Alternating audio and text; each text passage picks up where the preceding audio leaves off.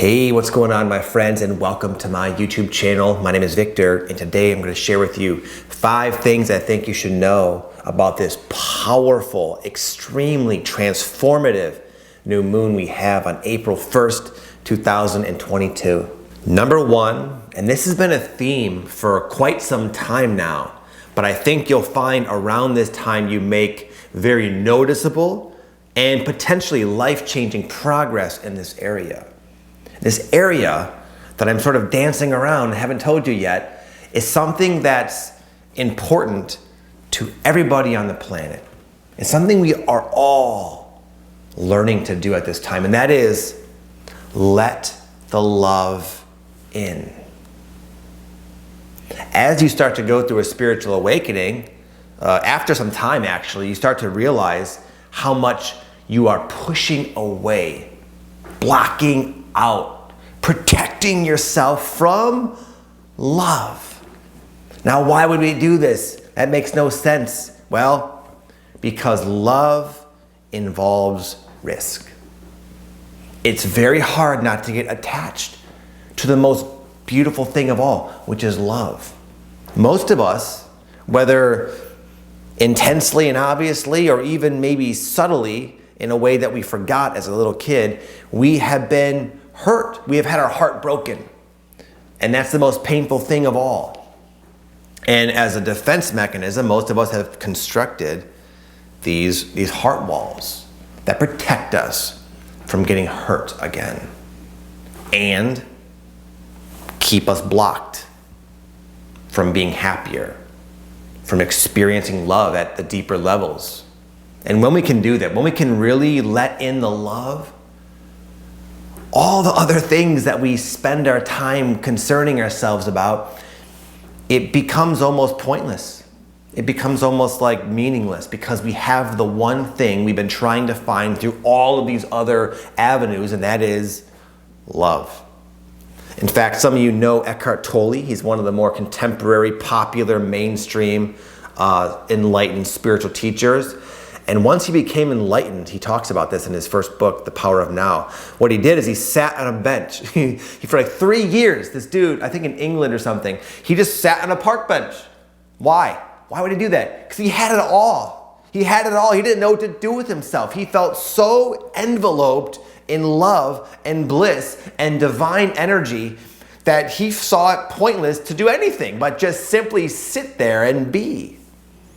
And now we're at this time where we're opening up to that kind of experience where we will, if we allow ourselves, if we can allow our heart walls to fall and crumble, we can experience that missing piece, that thing we've been searching for our whole life, which is love.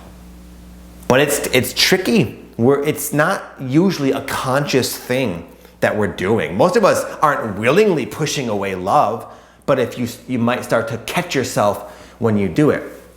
And what comes to mind right now is a conversation I had with a good friend, Heather Hoffman from Activation Vibration. You might know her YouTube channel. We were hanging out yesterday, and she asked me a question. She said, Victor, how do you react when people come up to you that know you, from your YouTube channel, and they tell you that you've changed their life, or even in the comments? She says, what do you do? How do you feel? And this sort of led into the discussion that both of us tend to almost like not allow ourselves to feel that. It's like, Victor, you have changed people's lives. And I'm like, yeah, I know, but let's move on. Let's move on. Literally, look what I'm doing. I block it out. She blocks it out. My friend Aaron Dowdy, they're dating, and he blocks it out too. We all block it out. Why? It's like, just realizing we do that. We're afraid. We're afraid if we let in the love that it might be taken away at some point. And we don't want to feel that. So it's easier and safer to just not let it in. But now the next sort of step in a lot of our spiritual journey, it's the hardest thing to do, and it's to open our hearts and let the love in. We're all learning that we can manifest abundance, we can do all these things, we can create a lot of money and change a lot of things in our life, but none of that will give us what we're really longing to achieve. And all we have ever wanted is right in front of our face. It's a simple matter of letting in the love that is already there. Number 2, freeing your mind. Freeing your mind. Very similar to the same awareness you might notice you have about, wow, I'm blocking out love. You might start to realize and wake up to the fact that how much of your sense of self, how much of your self-worth, how much of your beliefs about who you are, who you can be, what you can achieve has been bluntly and blatantly programmed into you. There's a book I read called Hive Mind. It's pretty decent. It just talks about the science. It talks about the degree in which the sense of me is literally a product of being immersed from birth in the collective consciousness, the programming of the media, the influence of your parents, the societal, cultural circumstance we are born into. We become this conglomerate, this product of all of that, and from that there's this idea of me. Now a lot of you know that, but there are degrees of waking up to that. And there are things we can do to break out of that and find out who am I really? Underneath all these things I thought I was taught to believe I was, who am I? And you start to notice that, man, a lot of your assumptions, a lot of our prejudices, a lot of our just the things we value, all this, so much of it has been programmed heavily. And it's not, the answer in my opinion is not to get mad and rebel against the system, but it is to rebel against the conditioning in a positive way, in a constructive way. I was watching this YouTube video the other day. I'm a huge Jim Morrison fan. Most of you know that from the band The Doors. And there's a video the title is something along the lines of a message for the youth or a message for young people. And even back in like the 60s, Jim Morrison, he caught on to this. He's like, I like movies as much as the next guy. I'm a movie buff. But he said, there's something kind of sad about millions of people staring at a screen every single night, seeing a second or maybe even third hand sort of rendition of reality. And reality is right in their living room, right outside of their door. And he says like this, the television is what he called, which now it's like our smartphones and everything. He says it puts people into like this somnambulistic, is what the word he used, sort of like sleepwalking state.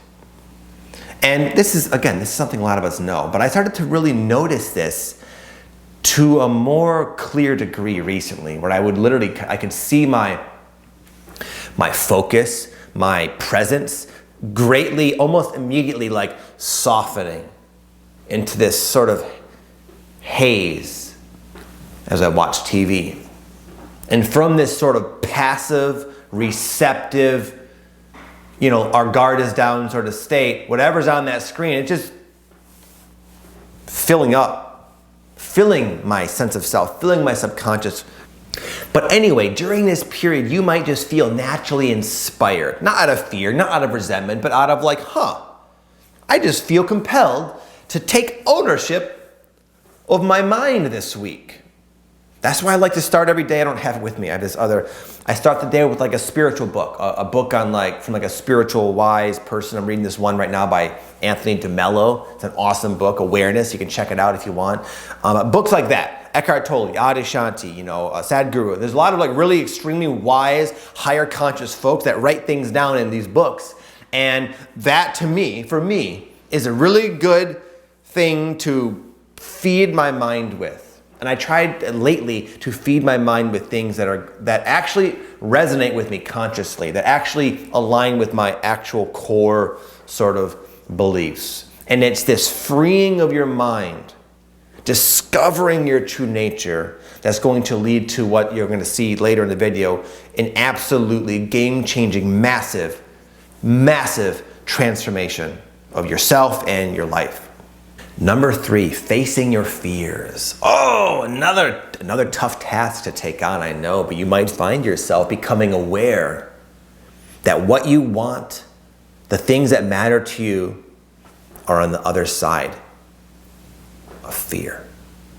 I wrote a whole email today actually to one of my newsletter lists, the Full-Time Purpose. These are people I write to that are trying to start a business basically. And what can happen, and this will relate to anything you're trying to do in life, by the way. What can happen is the thing they need to do is extremely obvious and simple, but people, even me, don't do it. We don't do the simple thing that will actually make a big difference in our life because it's scary, because it makes us feel vulnerable. There's fear. So instead, we retreat into our mind. We create complexity, we distract ourselves with busy work, and there's all these different sort of clever coping mechanisms of our mind to protect us from feeling vulnerable. But it's that emotional energy of fear and the unknown that we must go into in order to break through in any sort of way, to grow, to expand, to advance. That's always on the other side of that uncomfortable energy. So as you free your mind this week, you might start to see that clearly and realize that whether you like it or not, what you want is on the other side of that energy. And we can all take inspiration from the buffaloes. Buffaloes, when they see a storm coming on the horizon, it seems kind of odd, but instead of running away and avoiding it, and instead of like going around parallel, trying to go around it, you know what they do? They put their head down, they run into the storm. And that's smart because they know that's the fastest way through the storm. So I ask you, my friend, is there something, maybe it's just a conversation you need to have with somebody. Maybe it's just speaking up. Maybe it's letting go of something you know you don't need. Is there something you're avoiding? Is there a next step that you know will bring you more happiness, abundance, etc., that you're hoping to avoid? This is a week to go for it. This is a week to have that courage of the buffalo and to go through the storm of your fears.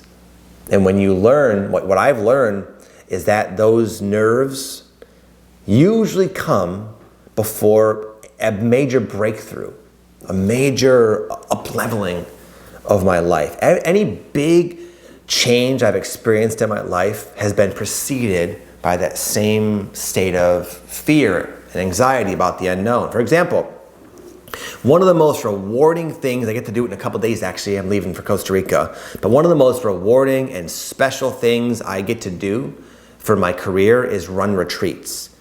It's unspeakably gratifying to be a part of people shifting their lives dramatically. I can't put into words even close how amazing it is. But the fact that I get to do that for my job, there came a point where I had to do the first one. And I can't tell you how nervous I was, how many childhood doubts and fears and insecurities and so much anxiety, so much fear. I thought, man, it's not even worth it. This is not worth it. I'm just gonna avoid the storm.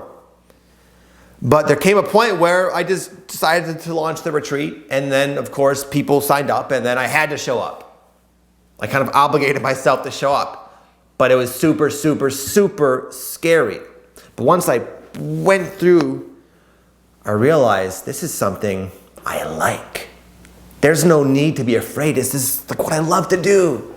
And that's oftentimes what you find on the other side of the storm. That's why the buffaloes run through it. They know it's going to be sunny on the other side of that storm. So what storm are you avoiding in your life, my friend? This is a week to run through it. Number 4, as you run through the storm, you might start to realize that the storm, that the fear, it's just like a fog. There's no density, there's no substance to it. You can be in fog, and if your eyes are closed, you don't even know you're in the fog. You don't really feel the fog. But from a distance, it looks, you ever see like when you wake up and it's really foggy? It looks like very, very intimidating almost, very ominous, very scary. But it's just fog. Like when you're flying in a plane through a cloud, it's nothing. So as you face your fears, you might realize, oh my God, I've been letting this big cloud stop me from doing something. And the cloud, after all, is nothing. It's something silly. It's something usually attached to some misaligned belief that you established when you were a very young person, and it makes not a lick of sense anymore. But because this little belief has allowed to get its roots dug into you, and from that, this whole smog of like a pufferfish has been allowed to form, creating this intimidation of something so myopic and minute. It's like, huh! You might almost laugh. You might kick yourself like, oh my goodness, I've let this little stupid thing stop me for so much of my life. When you go into the storm, this is the kind of breakthroughs you have. And this makes the storm dissipate. Not only do you get to the other side where it's sunny and awesome, but the storm also dissipates. You don't have to constantly go through the fear. Now when retreats come around, as an example, I get excited. I'm not afraid. I'm going to be doing one a couple days again in Costa Rica, and I'm not nervous. I kept chomping at the bits. I'm like counting the days. I'm losing sleep because I can't wait to do this thing. And that's how it works. It reminds me of this card. My favorite tarot deck is the Osho Zen Tarot deck. This is one. You can kind of see. Understanding. It's like a bird, right? It's a bird behind this cage. And once you have understanding, you realize that there's an opening and you can just fly right out and meet up with your bird friends that are chilling, having a good ass time, flying around. Understanding gives you freedom. But we can't have understanding from the distance. We must be in the fog to really see it. So now's the time to face your fears. And in doing so, you might discover something about yourself that has been stopping you your entire life. Like, for example, for me, what's been coming up is this idea. I did this live coaching session the other night, and I walked away from it feeling like really not happy about it. And the reason being, what initially felt like just nervousness and anxiety and like, oh, something's not right, I looked deeply into it and I said, what is it? Why do I feel this way? It was a pretty good session. There's one person I fear might not like me. I think I might have said something that caused one person to potentially, allegedly, not like me. And it's like, man, you don't like the idea of not being liked, do you, Vic? No, I don't. Why? And that's sort of my process. Why?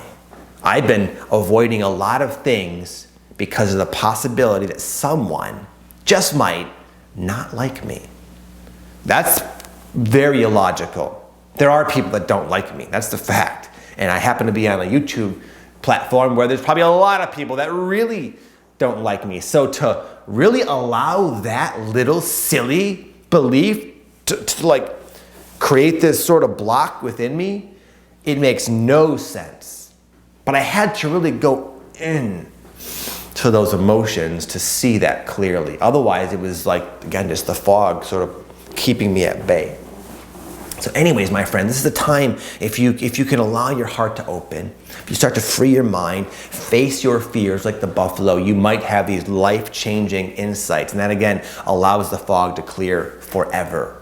And number 5, finally, the climax, the result of all of this. Even though all this is positive, it's not easy stuff to be dealing with. It's a very intense and transformative energy right now. But the result of that is, going back to Osho, breakthrough.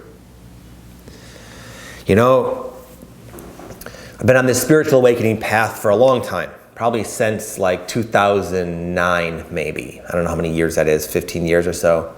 And there are times, a lot of the time it's tough. A lot of the time it's like challenging pills to swallow when you realize all your programming and you're forced to kind of heal a lot of your unresolved emotions, and life is changing and it's feeling ungrounding and you're always in the unknown. All these things are tough, but they lead to something that, though it's kind of fleeting, it makes it all worth it. And that's an actual breakthrough. It's like, I personally believe we came here to Earth knowingly cloaked ourselves in this sort of 3D consciousness, completely, almost severing us completely from our source of divinity, where all is well, only because we wanted to have that experience of ascension, that experience of waking up, that experience of breaking through, breaking free. And what always comes to mind is the one of my favorite movies, The Shawshank Redemption, with Tim Robbins. He was thrown in jail for a crime he didn't commit, and it was a lifetime in prison.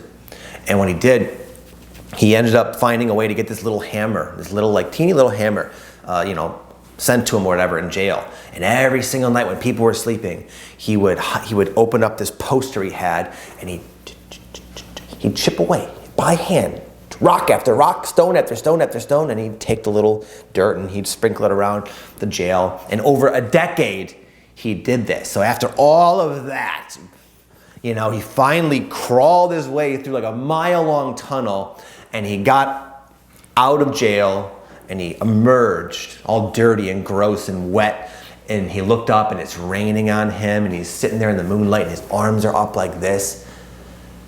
And he's got this look on his face that just says it all, man. It's just freedom. There's an experience of breaking through, which the implications are just a paradigm shifting life change. But it's like the experience is so precious. It's so quick, comes and goes, but gives me shivers to think about. That is what this new moon can do to you, for you. It can help you with, because you really got to do it yourself. And it's not going to just come. It's not going to just come in your dream. You're going to have to go out there. You're going to have to take charge of your mind, take charge of your life. Find out who you are, what you want, what you value, and cement it, program it into your mind. You're going to have the courage to open up your heart a little more and let the love in. Let the love in. You're going to have you're going to have to go into your fears maybe. You're going to have to face your fears. You can't dance around the inevitable anymore. You got to have that tough conversation. You gotta speak up. You gotta do whatever that thing is you've been avoiding. You gotta do it. And if you can do all that, you can have the breakthrough, my friend. It's in the energy. You can take that for what it's worth. But a lot of us that are courageous this week will have a massive, massive transformation. It's available to each and every one of you, but you got to take it for yourself. And I wish you all the courage. I wish you everything you need to make that happen for yourself, because you deserve it, you earned it, and this is where you're at in your journey, and the ball's in your court. Almost forgot to mention, my friends, I mentioned I do retreats. I'm doing one in Sedona, and a lot of you have heard me talk about that. I want to let you know that on Friday, the night of the new moon actually, is the last day to get the early bird special. At that point, the price is going to increase. So I know a lot of you probably have seen it, heard me talking about it or thinking about it. Just want to let you know that right now there's a big discount, but that discount will end come Friday. And if you don't want to come, that's okay. I just want to let you guys know who might be interested. With that said, have an amazing day, my friends. Much love to you all. Peace.